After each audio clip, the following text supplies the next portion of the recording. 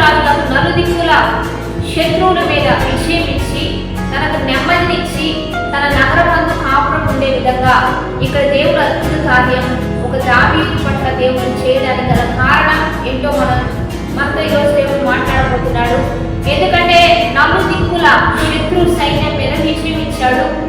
దావీదు ఫిలిస్తీయుల మీదకి, అమోరీయుల మీదకి, సిరియానుల మీదకి, మోయాబీయుల మీదకి యుద్ధానికి వెళ్ళినట్లుగా బైబిల్ గ్రంథంలో మనం చూస్తూ ఉన్నాం.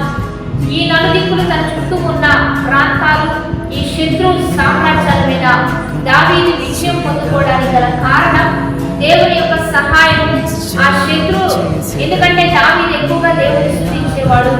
తను మొదటిగా పనివాడైనప్పటికీ కూడా, తను మొదటిగా మరి గొర్రెల కాచే కాపరైనప్పటికీ కూడా దేవుడు తనను రాజుగా వచ్చిన తర్వాత కూడా దేవుణ్ణి ఆరాధించడానికి ఇష్టపడేవాడు. దేవుని నామాన్ని మహింపరచడానికి, దేవుని నామాన్ని హెచ్చించడానికి, దేవుని స్తుతించడానికి ఎప్పటికప్పుడు సిద్ధపడుతూ ఉండేవాడు.